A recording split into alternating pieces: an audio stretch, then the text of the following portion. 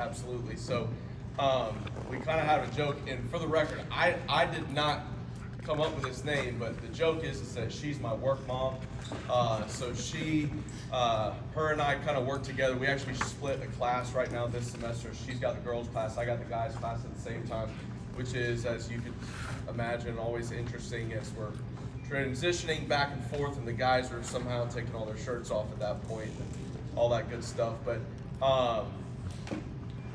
not even saying this in any type of way, but she definitely is one of the best athletic trainers I have ever been around.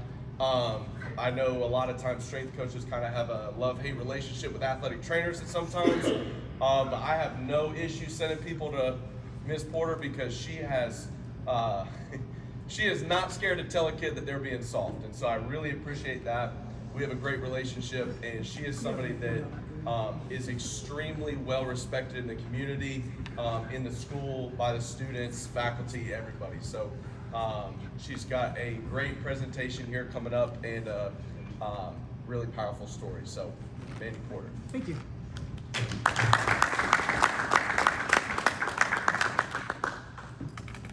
All right, thank you guys for having me come and speak today.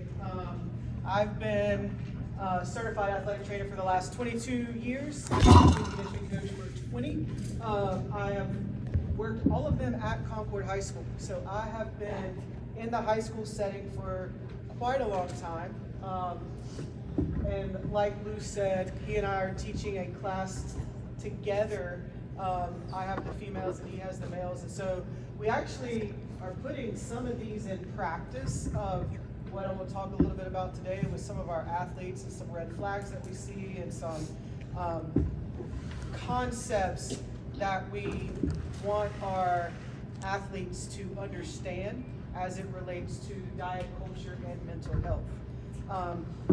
I have a few goals of the presentation. First is to understand what diet culture and anti-diet culture is. You see a lot on Instagram, on Twitter, on all social medias where it talks about do this diet or lift this way and you're going to firm your butt or make your abs more cut or thinner or whatever the situation might be, or eat this food or don't eat this food. And even us as coaches, we make those same assumptions that kids understand everything that we're saying and they hear one or two things. Okay, so I want to explain that. I want to be able to explain to you the principles of intuitive eating. Intuitive eating it's an interesting concept if you've never read into it, so I'll give you some information about that.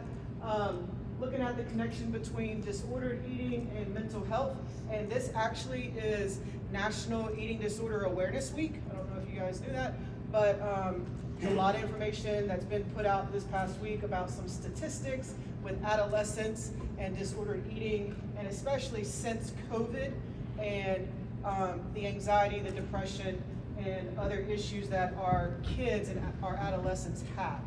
And then the last part will be some strategies that you can take back and use yourself to help your athletes navigate these times. So my case study happens to be sitting over here in front of me, which is my daughter. I did ask her dad for permission to use her as a case study because I really can't ask myself to do that. But they both are here to support and also hear what I have to share with you guys about her story, her situation. So to start with, she's 14 now, but last year, she was a 13-year-old level 8 gymnast. If you guys are anything familiar with the gymnastics world, level 10 is the highest level. Level 10 is what your elite athletes, your college athletes, it's the skills that they're performing, okay? So our daughter was a level 8 gymnast. Her workload was 20 plus hours in the gym during the week, during the school year, 30 plus hours a week during the summer. Most gymnasts have perfectionist mentality, and that perfectionist mentality is not just in the gym. It's perfectionist mentality of aesthetics. It's perfectionist mentality of schoolwork, sleep schedule, regimented eating schedule. All right, so everything wants to be perfect, and they, in a perfectionist mentality, we don't want, or the person doesn't want to disappoint anyone, including themselves. Ended up with straight A's all year. The meets that she competed in last year, she still had top 10 finishes. All the years that she's been competing, she's been in top 10, top 5, some of them. First place in a big meet down in St. Pete 2 years ago. So, pretty awesome accomplishments is how I would put it. When we notice this starting, you got to think, as a 7th grader, they stopped school in 5th grade, more or less. COVID happened, school shut down. 6th grade, they went back. They didn't have a lot of socialization, because who wants to socialize through the screen? Not many people. So then in 7th grade girls, 7th grade boys, hormones going every which way. And then you have the social aspect of jealousy, or they look different than me, and I don't want to look this way because I already feel awkward in my body, because maybe I am more muscular than someone else, or maybe I am eating more than someone else, and our bodies are totally different. And so we went from eating, we never really tracked this for her, but knowing the knowledge I have, we kind of knew she was eating around 3,500 calories a day when she would train. Went from that in about a two-month period to saying that she could still compete and do well on a 600 to 700 calorie diet. That's when we started noticing performance going down, stress in the classroom, all of that. And then her normal sleep schedule stayed the same, 10 p.m. to about 6, 7 a.m. So sleep is probably one of the things that helped Riley get through the physical side of the worst part of this disorder. All right, you can see here, this picture was taken in December of 22, and this one's in January of 23.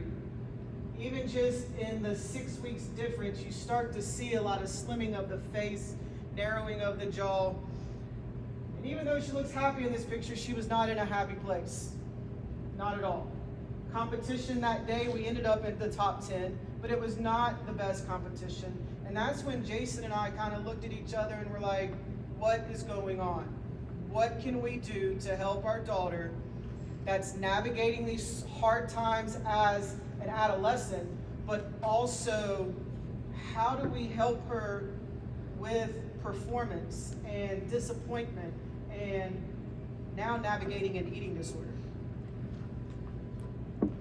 So if you don't know much about gymnastics, it's a lot of strength. I know Jason, one day, he's a football coach, and he tried to put his football players through their general warm-up, and it didn't work. They couldn't do half of it. But this would be like one of her skills. It's called a Yurchenko vault.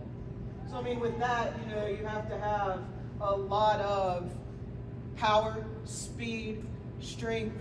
You have to have the ability to overcome inertia. You have to have angular momentum. You have to have all of these other scientific facts and applications of how to get that body to run and move and change direction.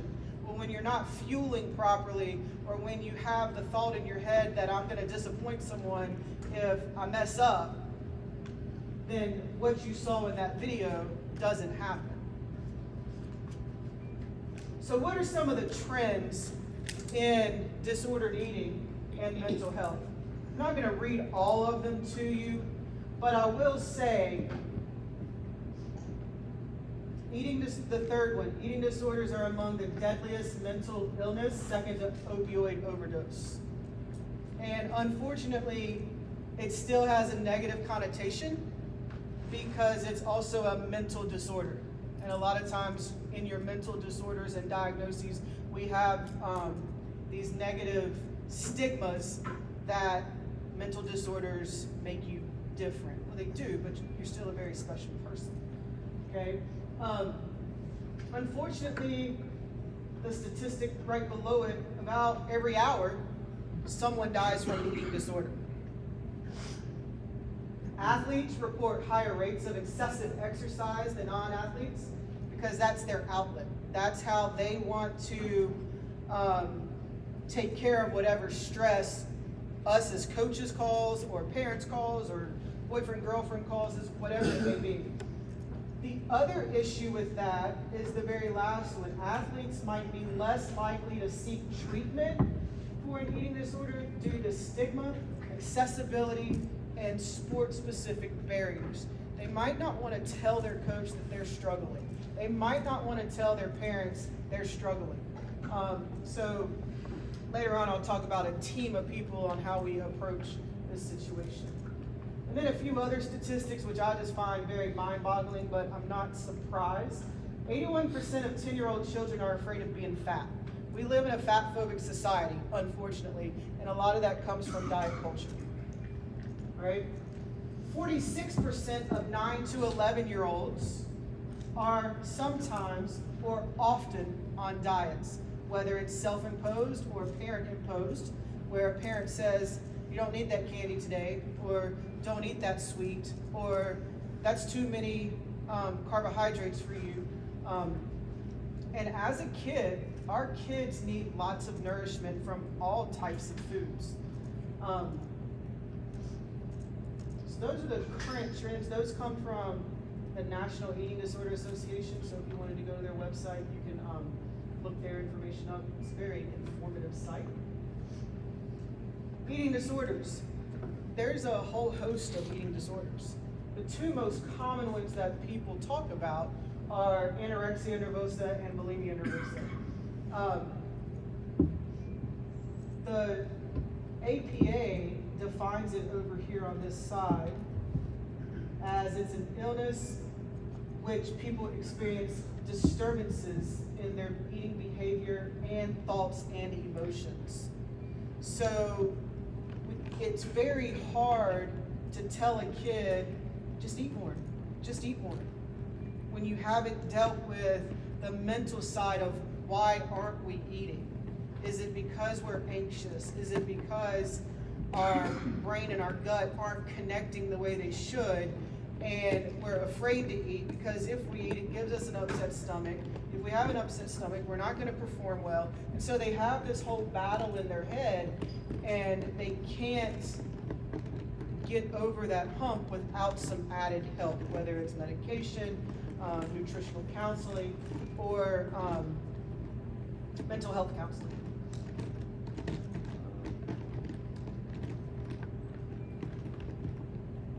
So, what's the difference? You know, diet culture unfortunately is really prevalent in the Western world, right? It's where we worship thinness, and thinness is equated to health and moral virtue. Where if you look at the other side, anti-diet culture is not anti-diet, or it's not anti-health, meaning it wants people to be healthy, and it's linked with health at every size. So every one of us is uniquely made. Some of us have good habits and bad habits, but those are our habits. And so we're all not gonna be like the photoshopped model on Instagram. It's just not gonna happen.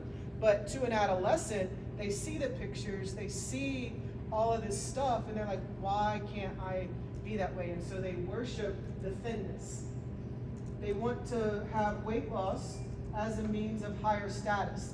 If I lose this weight, I'll become a starter on the team. If I get thinner, I'll look better in my uniform. I'll be in the first place seed for the tennis match, or whatever it may be. The other thing diet culture does is it demonizes certain foods while elevating others. See this a lot with regular and organic. All right, organic food's going to be healthier because it's organic. Well, it may or may not be, but what if I don't want that organically grown corn? I want a box of popcorn with some butter on it. Why is that bad? All right, so we, in diet culture, we demonize foods and we label them good and bad. And when we do that, we're starting to tell kids especially, you can't have certain things. Certain things are off the table if you want to be an elite athlete. All right? And so back over to the anti-culture side, we look at that by promoting body positivity. You have to be comfortable in your skin, in your body, in order to mentally be happy with where you are so you can perform and get the two connected together.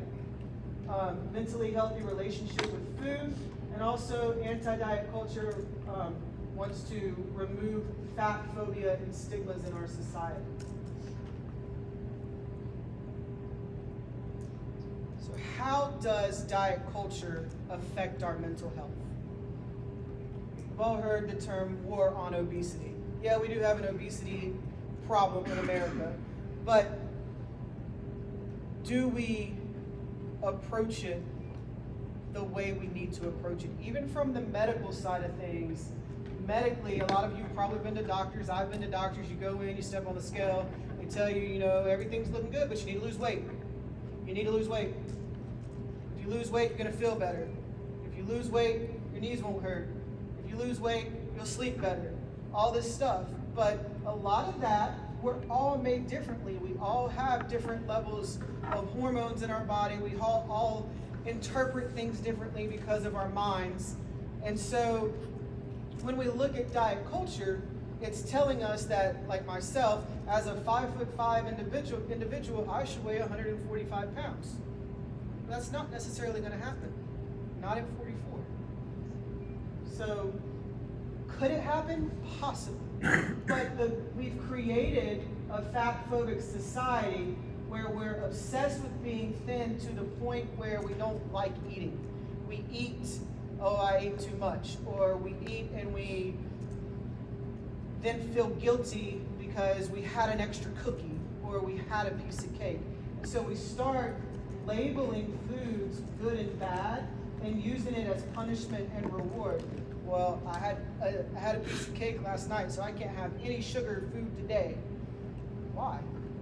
What's the reason? What is your reason behind it? Maybe your reason is, well, I have to compete this evening, so I don't want the extra sugar and sluggishness in my body. Okay, well, that's a good reason, but are we eating that or we're not eating it because we're afraid of the sugar, or are we not eating it because someone tells us it's going to make us perform bad? All right? As we're performing, we know we need sugar content.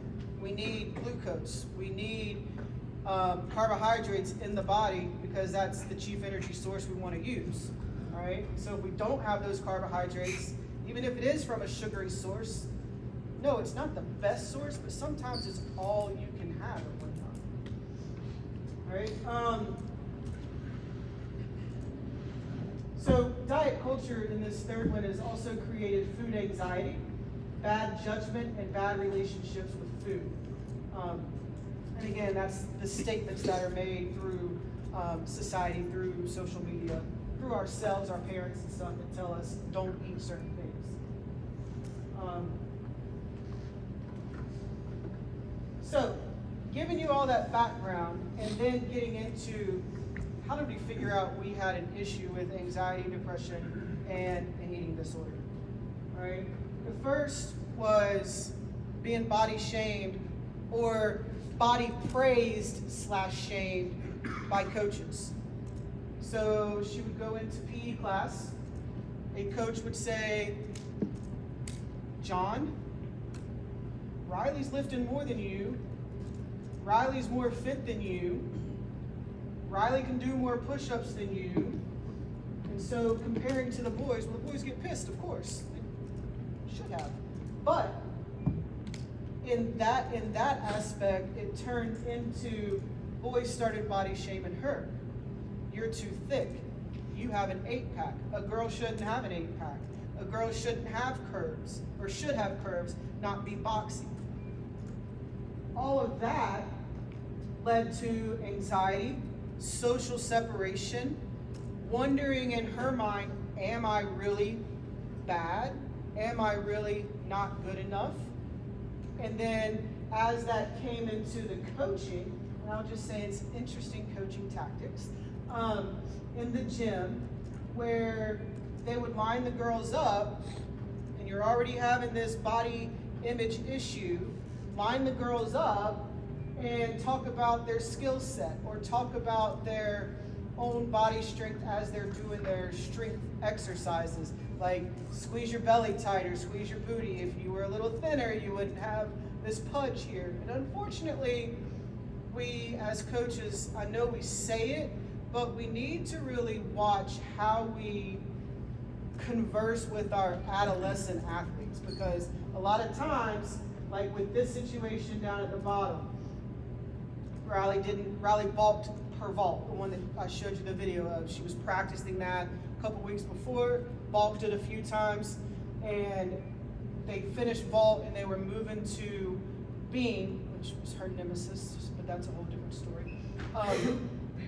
Moving to beam, and as they're moving to beam, one of the coaches was like, Mandy, are you happy you flipped your vault today? Yes, I'm excited to compete it. Good job, go to beam. Mary, are you happy that you could flip your Yurchenko? And so they would go down the line praising the girls and get to Riley. Riley, are you disappointed you didn't flip your vault today? Yes, I'm disappointed. I'll do better. And then it was, I'm disappointed in you too, go to beam. Well, then that carries over in the head that what someone who's already experiencing social separation, anxiety, and everything is, I'm a disappointment. I'm not good enough. When we know we are. But you hear that, and you hear it over and over again, especially from a trusted adult, you then start to question, and then you control what you control. And what she could control was her food. So that's where we got to in January. We competed one meet, and ended up going homebound with school, ended up in mental health counseling 2 days a week, dietitian once a week. Did that for almost 6 months, and we're still in therapy and I'm still getting medical nutrition therapy too. And I'll show you these two pictures to show you how, from the picture you saw before, you can't really see, but yeah, we do have an 8-pack. And so to her mind, it was, I have muscle, I am fit, I don't have a problem. And then we see here, later that year, you really have not a lot of muscle. Your muscle, what people were making fun of you with, was your saving grace. If you didn't have that muscle, there were 2 or 3 times we thought we were hospitalizing her, but I don't know what the outcome would be if she didn't have all that extra muscle to actually fuel her body while she was limiting her food intake. So we started working with an anti-diet dietitian. And Jason and I both were really leery about it. At first we were like, what is anti-diet? What does this mean? She's not gonna prescribe a diet, she doesn't prescribe calories, all that kind of stuff. How is this gonna help her get through the eating disorder? How are we gonna restore weight? And so with anti-diet culture, they promote the concept of intuitive eating and eating to restore a mentally healthy relationship with food. You focus on eating when you're hungry, and you stop when you're full by your external cues. So this was a hard thing at first, because when you have an eating disorder, you don't have those external cues. You don't have the cues that say, my stomach is rumbling, I need to eat. You don't have them. So Jason and I had to be those external cues for her and say, you know what? You ate 3 hours ago. What are we going to have next? Or you ate 2 hours ago. Let's start thinking about dinner because it needs to be bigger.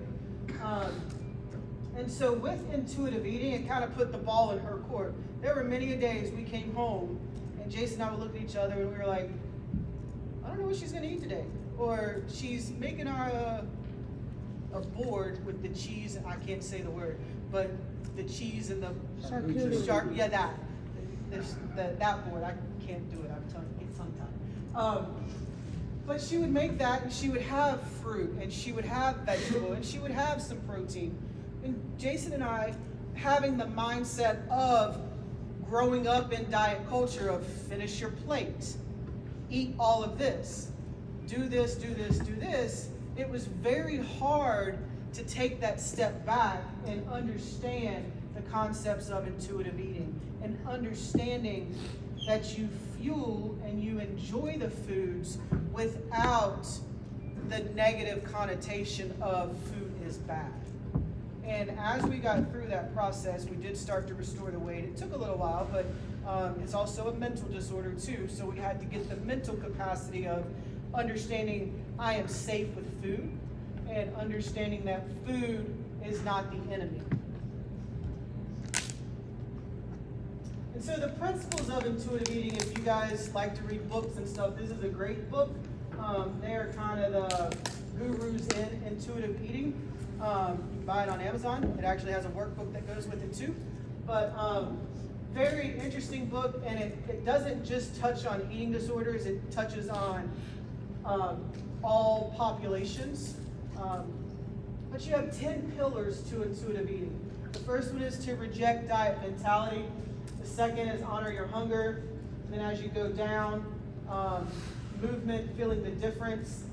That was a hard one coming out of a person that was training 20 plus hours a week to now, you know what, you can go take a walk, or you can go do yoga, or just go walk the dogs around the block, or do just a little ab workout for 10 minutes, and that's fine.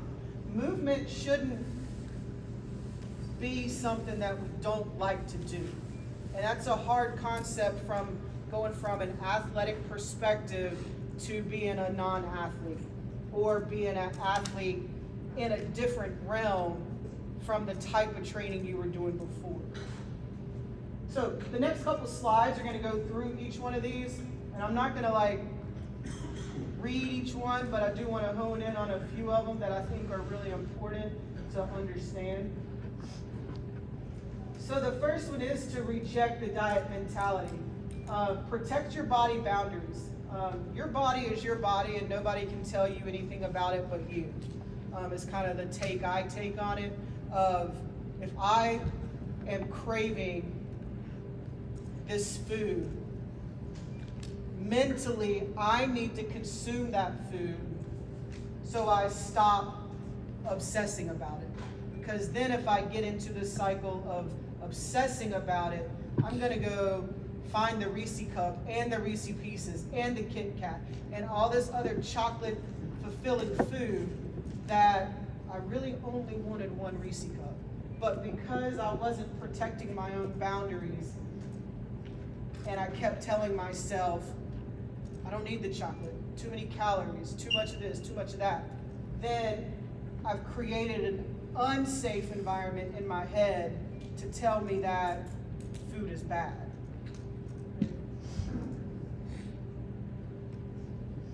So a lot of diet culture is in social media, so we have to really be mindful of what we are watching, what we are promoting, and what we let our kids see.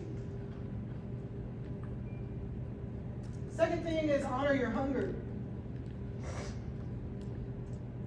General rule, every 3 to 4 hours. If you don't, especially if you're not experiencing your hunger cues. I know myself, I'm a workaholic. If I get in my classroom, or I get in my office, or the training room, or something like that, and I'm working, it might be 4 or 5 hours, and I'm like, oh crap, I didn't eat. And then I get hangry. Or then it's a football night, and it's 10 o'clock, 11 o'clock after a game. I go back to the locker room, and I'm fishing to find what is left from pregame meal. I mean, I'm sure most of us have experienced that. And that's not the healthiest, okay? But we have to look at that arbitrary word of healthy, and what is healthy for you might not be healthy for me or the other coach in the room.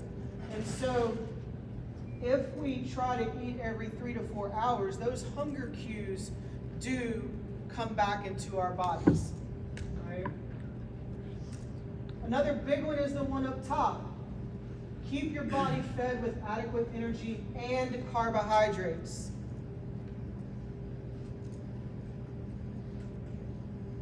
Listen to your body. Being sick or stressed, your hunger cues might be dulled. okay? Especially being stressed. You have a big game. You're nervous. Your mind and your gut are not connecting.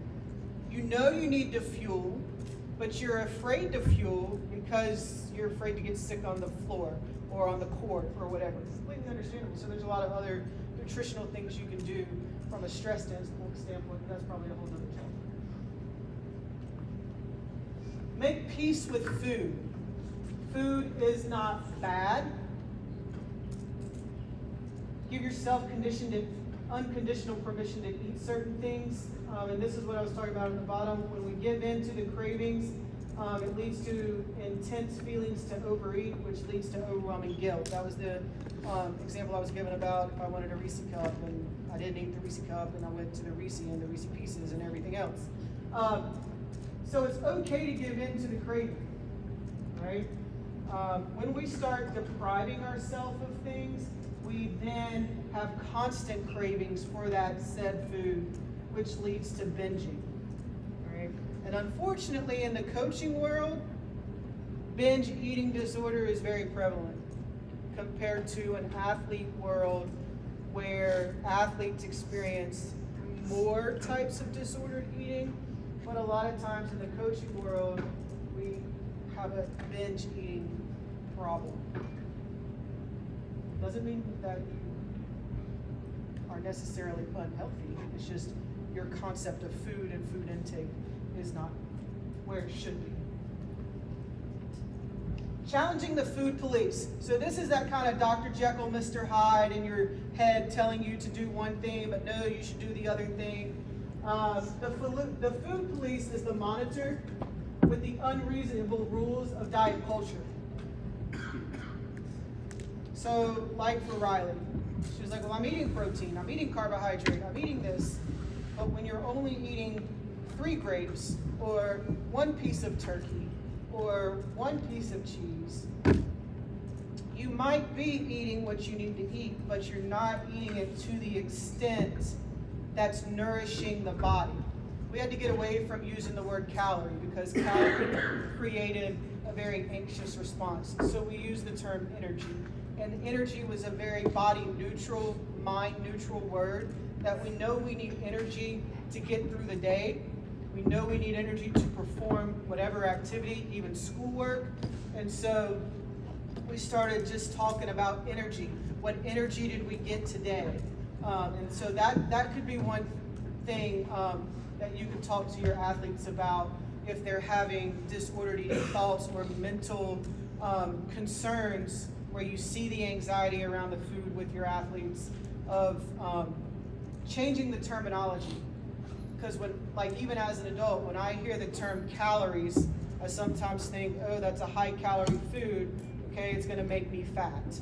And that's not always the case because it may not even be the correct amount of fuel to be stored differently as a fat versus as a carbohydrate. That's, like I said, that could be a whole nother topic. But it is the harsh, critical inner voice. It's stimulated by media, coaches, and parents. A good example of this one pops in my head. This was when Riley was first doing gymnastics. They gave us a snack sheet. And one of the things on the snack sheet was trail mix. All right, well, we buy the trail mix that has M&Ms in it. Send it on her way. She comes back mad as fire with us. I can't have these. These aren't good. These aren't part of my snack. And we're like, it's freaking M&Ms and trail mix. But because a coach had said, you can't have this, you want to please the coach. You want to make sure you're doing everything you can to make your performance the best it could be.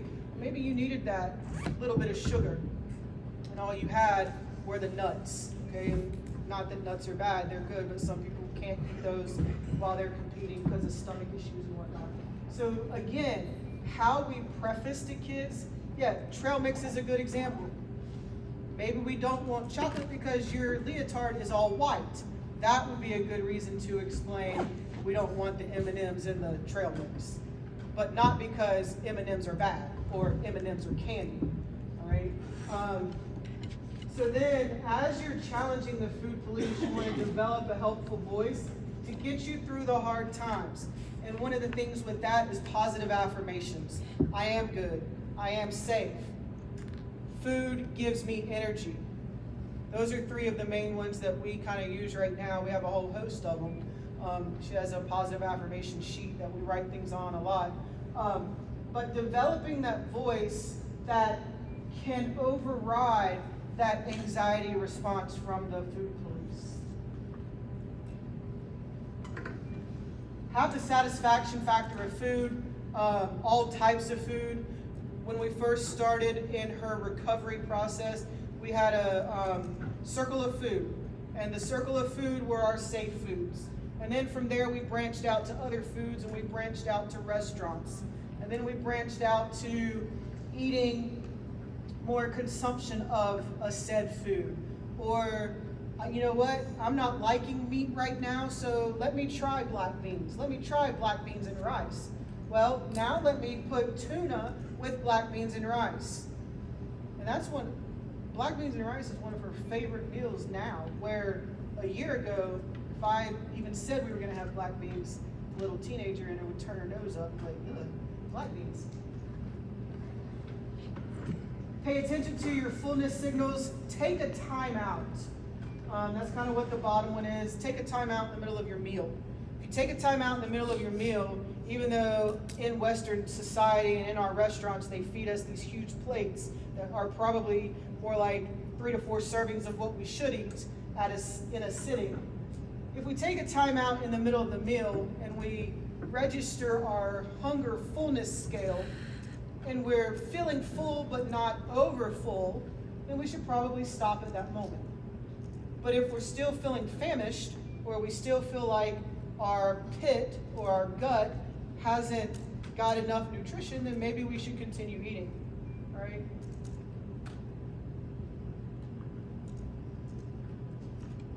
Emotions. All of us have emotions, and all of us have emotional responses. Some of us deal with our emotional responses through food, all right? But we should cope with kindness. Food doesn't fix the feeling, it fixes the situation at that given moment, but you still have that feeling that comes back after the food has gone through the body. Sometimes it might even create a different feeling, most often a guilt feeling of, dang, it felt good eating that big piece of cake, but now I feel guilty because now I was trying to lose 5 pounds this week and I'm not going to make weight for the wrestling match. Okay, well, doing one thing one time isn't going to change what you did the last 1 and 2 weeks getting ready for this wrestling match. You didn't prepare for the whole time, so one little moment in time doesn't mean you're a failure. It just means it's not that time for you to wrestle in that one specific match. And getting kids to understand that's a tricky thing.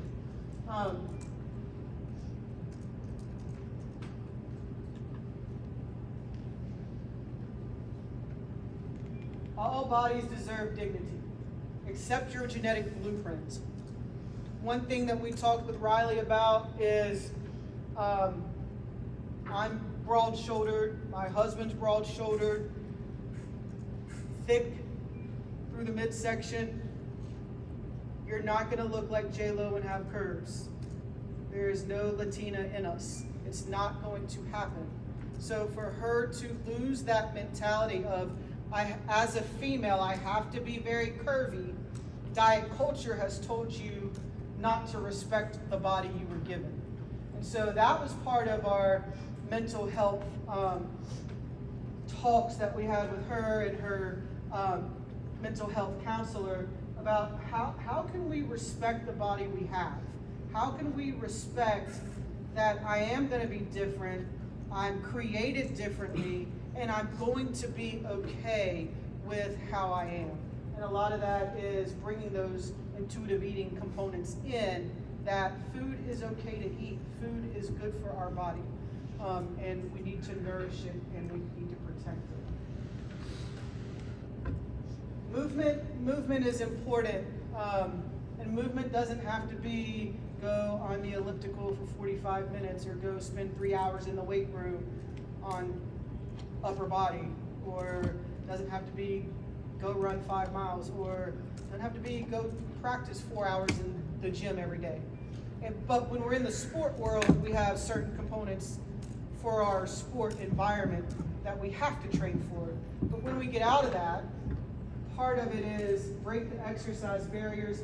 Movement should make us feel good, right? And it should be separated from weight loss. And a lot of times, especially in the adolescent mind, they have the thoughts of, I just ate bad at lunch, I need to exercise harder before practice, or practice didn't make me sweat, I need to go do another workout, right?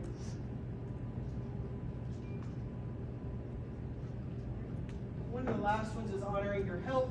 Is progress, not perfection. None of us are perfect. If you slip up one day and you have too much carbohydrate, well, your body's going to use it at some point. It might just store it as a fat source for the moment. You may have a little bit more water intake, which is going to make you feel a little more bloated. But again, those feelings will go away, and you make the changes the next day, where you realize, I ate too much of this, it's making me feel bad, I need to back off of a certain food. Eat enough for your metabolism. Not all of us have the same resting metabolic rate. So when we talk about resting metabolic rate is going to be what is our body's needs while we're sitting here doing absolutely nothing. For the most part, in most individuals, it's going to be anywhere from 15 to 2,000 calories. That's just resting. Now, if you really want to know what your specific number is, there are places around that do metabolic testing. Some insurances cover it. I know our state health plan covers it. But like my resting metabolic rate is 1812. I am definitely not eating enough calories just for my resting metabolic rate. And so that's been something, as we've gone through this process, I've looked back at, I need to include more food throughout the day. It's hard working, it's hard going on a field and then trying to scarf food down, but you want to enjoy the food. And so taking those timeouts of the day when, like for me, I shut my door and I don't let anyone in during my 20-minute lunch period, because I want the time then to enjoy my food and not be disturbed with anything. Because when I get on the football field or the soccer field or softball field, whatever, yeah, I might be hungry, but now I got to scarf that bar down real quick because I don't know when someone's going to get hurt. And I don't want to be running out on the field, chewing food, and then throwing up on someone, because that would not be cute. So like for me, honoring my health, eating enough for my metabolism, I'm not doing that. So in order for me to keep the fire burning for the metabolism, I need to incorporate more food, right? Allow yourself to have play foods, and play foods would be like last night I had a sangria. I can't tell you the last time I had a sangria, but it was nice, it was good. I'm not gonna have one today, we gotta drive home. But, I mean, a play food like that, or a play food of, instead of getting a salad, let me get, I don't know, these firecracker chicken wraps for an appetizer or something. Allow things in that are going to mentally just make you feel good. Right? Again, in moderation. Get off the food pedestal. You're not perfect. Honor your health and your humanness. Any questions about the intuitive eating stuff? Nope. All right, last part, strategies to help you guys. First one is over here, challenge the negative thoughts, squash the ants. ANTS is an acronym for automatic negative thoughts. We hear them a lot in kids. One of our football players, something he said during a game stands out in my mind. He missed a pass. Could have been a touchdown. And he's like, I am not good enough. I cannot play this sport. I suck. And I'm like, dude, you're 6'5", 6'6". You missed the ball. You didn't run the route right. Doesn't mean that you suck. doesn't mean you're a disappointment, but to him, he's thinking this year he's not going to play football. He's also a basketball player and track athlete too, but he's thinking, I'm not playing football because I suck at football. No, you have these negative thoughts, and us as coaches, how can we get him to understand that he is having a negative thought because of a said performance? Doesn't mean that you're a bad athlete. So how do we help the individual squash these negative thoughts? We set them up by having positive thoughts. Understanding our think, feel, do cycle. Having different coping skills when stress and anxiety get really high. How do we help them come back down to a level where they're able to compete, they have good cognition, they're able to talk to us in a normal setting. And that takes time, especially when all you've heard is negative stuff, whether it's negative from parents, negative from coaches, from teachers. You start to believe the negative. Down below that is what's called a think, feel, do cycle. A think, feel, do cycle, if you're familiar with cognitive behavior therapy or CBT, it's a big component of that. With a think, feel, do cycle, we think certain things that trigger certain emotions, and those emotions trigger certain actions and responses. And so one of the things that we as a family talk about with our think, feel, do cycle is, especially when we get very anxious, we think of those anxious thoughts being like a river. And when you're standing in a river or you're sitting in a river, what do? You feel the water rush by. Well, that's going to be those feelings and those emotions that whatever has created that thought can be switched from negative to positive by just letting the emotions be. And if we just let the emotions be, those emotions go by us and we're able to get through whatever that situation may be. You can adapt that to all types of situations. Self-care. My self-care is getting a massage every 5 weeks. I wish I could do it more, but a state salary doesn't work. But I do that. Riley and Jason, they like to go get pedicures. Okay, that's their self-care. And then we all like to go on walks and sit outside with our dogs and stuff like that. So have something that you enjoy that you don't feel guilty about. And so self-care from a coach perspective, I know time is precious. And so if we think like we don't have a game on Friday, well, by God, I got to go take care of this at practice, and now I've got to go and scout out this team. They got huddle for a reason. Do you really have to do all of that? Or can you practice self-care? Can you go home and eat a dinner with your husband or wife or family that don't get to see you throughout the year? Or can you just go home, watch a little TV because you don't get to do it anyway? Or maybe go home, cut your grass, or maybe go home and go to bed at 8 o'clock at night. Okay, all of those are different things as coaches that we could use as coach and athlete. Self-care, it's very important. Only you can take care of you. All right? If you don't take care of you, no one else will. And then you're not going to be the best version of you. All right, the other one is the Mindful Eating Journal. I'm going to show you a picture of that here in a second.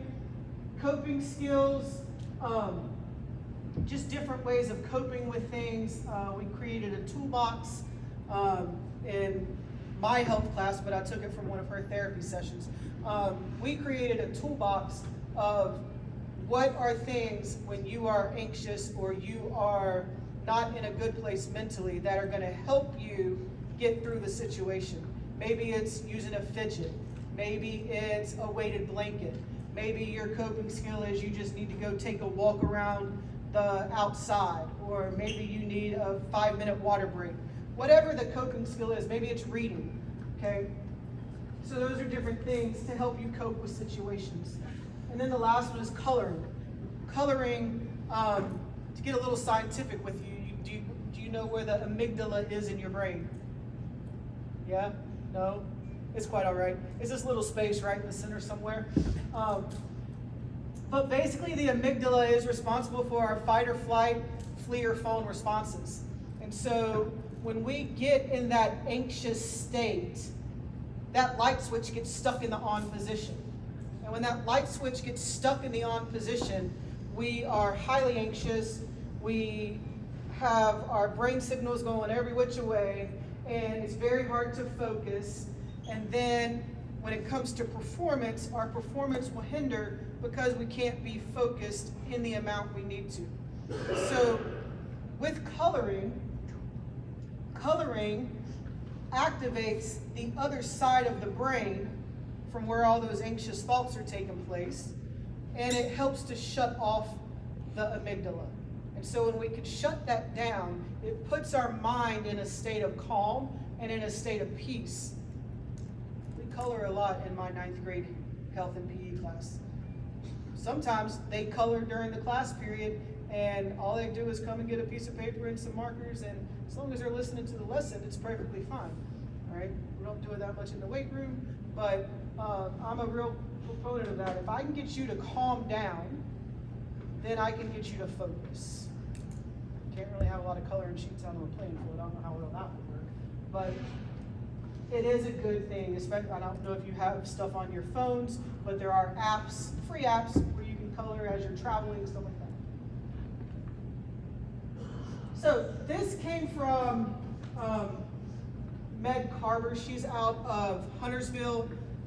Her business is called Nourished and Strong. She is an anti-diet dietitian. She's actually the one that we work with. But basically a mindful eating journal. Notice it has nothing about carbs, fat, protein, calories. We want, when we're mindfully eating, we want to know how are we feeling.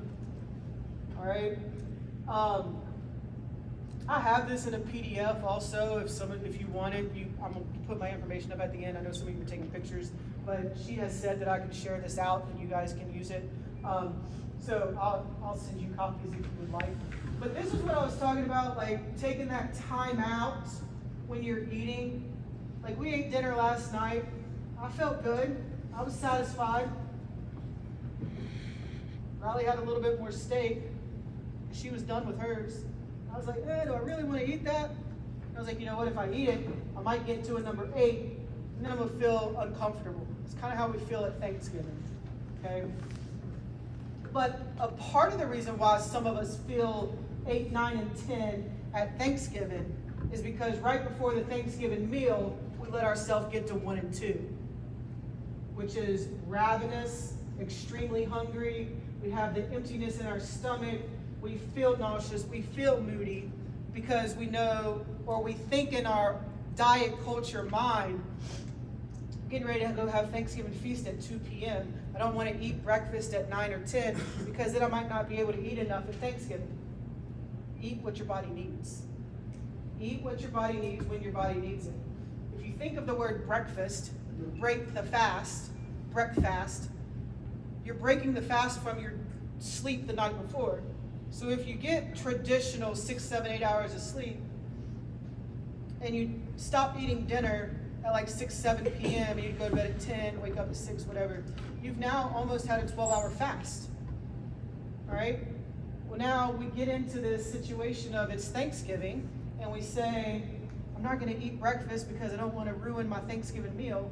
Well, now we're putting ourselves more into a bad hunger situation, where we're not going to mindfully eat at Thanksgiving, we're going to consume too much, and then we're going to feel really bad about ourselves.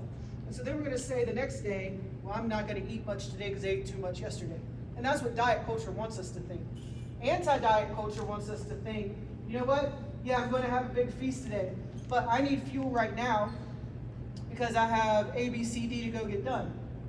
So let me drink a protein shake, or let me eat a protein bar, or eat a bowl of cereal and a piece of fruit, or eat some yogurt and a piece of fruit, or whatever, so I can get multiple components of nutrition in at the same time, just to hold me over. It doesn't mean that I'm getting stuffed, and it's not going to mean I'm going to be famine when I get to the meal. It's where I'm going to be body positively neutral, all right? And I might say, yeah, you know, I could eat right now, or maybe I want to socialize with my family, and then I'll eat in about 30 minutes. All right, so that's where this journal can come in of what was our hunger scale before the food, our food choice, our hunger scale after the food, and then our environment. And I know I'm getting ready to cut into lunchtime, so I'm not going to let you guys get into that 4, 3, 2, 1 stage because of me. So I'm going to finish up here in a second. So where are we now? We have a team. Riley has worked out with Coach Stevens a little bit through the summer, and then trained with me after softball season. We also, other than having an athletic trainer and a strength and conditioning coach in our team, we also have her doctor, her mental health counselor, and her dietitian. All right. We have shut the door in the gymnastics world, trying new sports.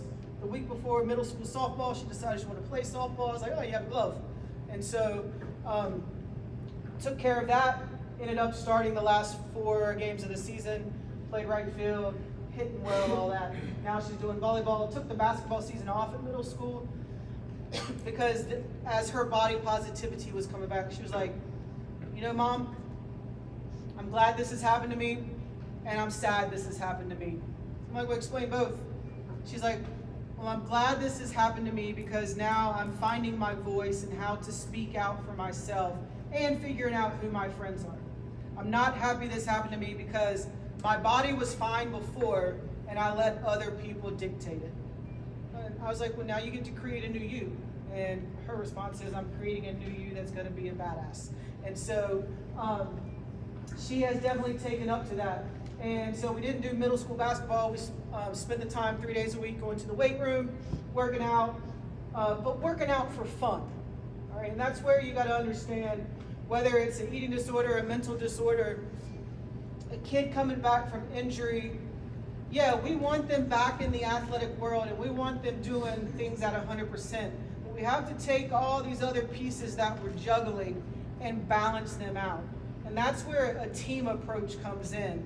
And I'm really big with the team approach. Lou and I talk all the time about our athletes and the mental side, the physical side, the injury side of things. But we work out now because it's fun. She has had complete weight restoration. It's taken about a year, but like even they say, it could take 6 months up to 2 years. And then even then you may have relapses. Still working on the body image and being comfortable in their own skin, enjoying more foods, and owning her voice. And so to show you these were taken probably 3 months apart. This was over the summer where you can still see a lot of the stumping in face. This was her school picture this year. She's smiling in that picture because braces were expensive. Here you can see back when we were first starting the process, you see really stick over here, no shape. But that was in the beginning when we were really focusing on more of the mental side of the disorder, and when we were, letting her, that intuitive eating, this is going to happen, this is going to be okay. Let her take control of the diet.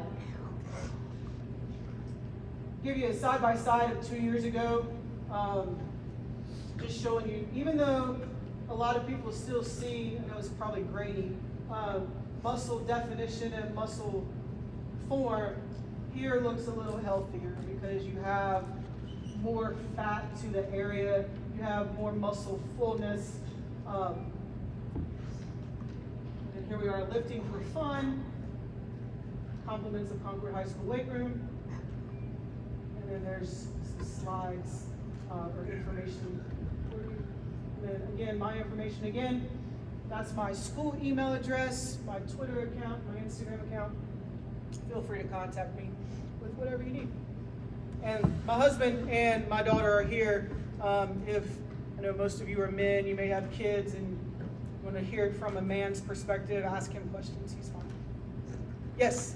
I did have one question. I mean, obviously talking about kids that we both have at school, you were talking about stress and the issues that the stress hormones cause with the brain connection with hunger, and having a large group of kids that come from disadvantaged situations.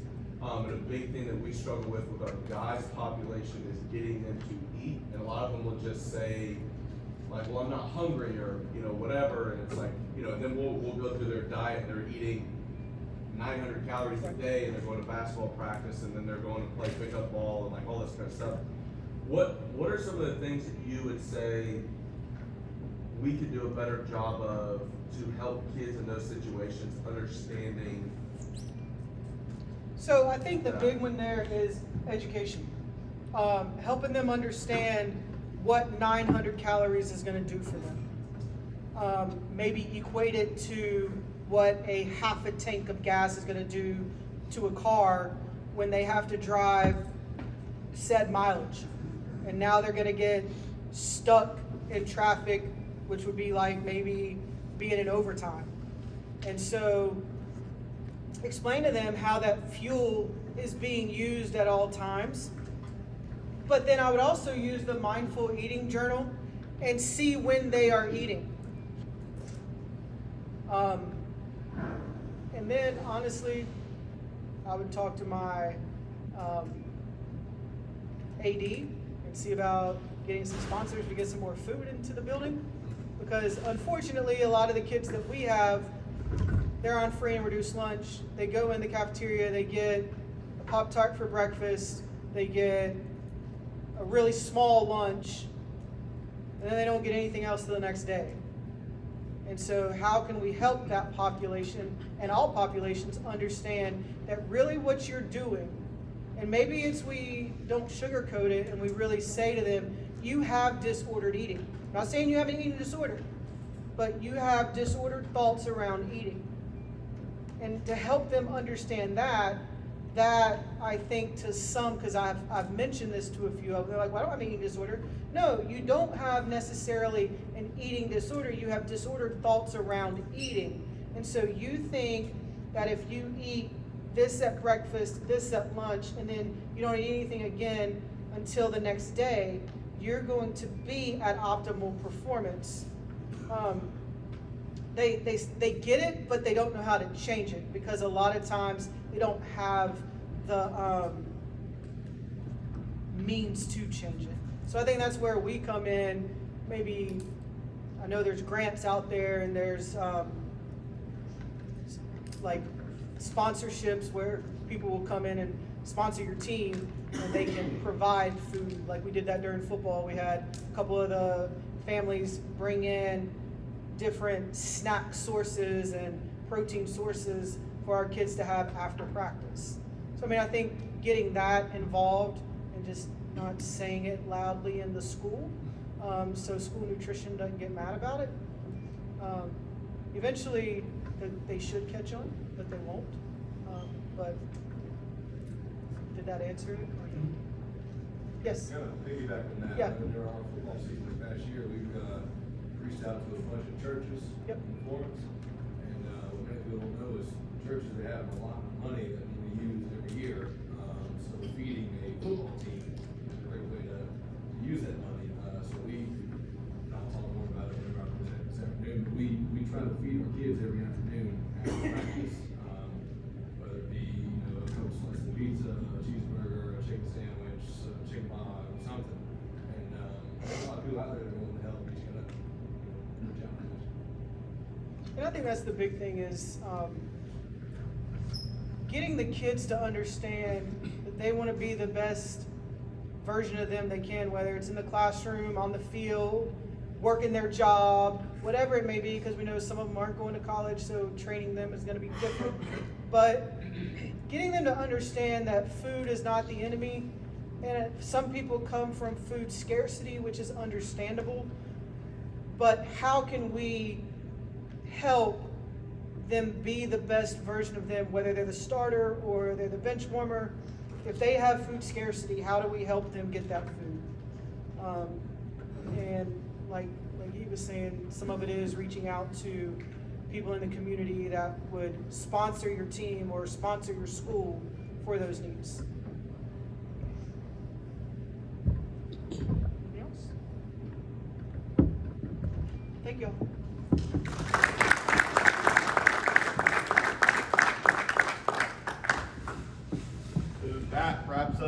the more you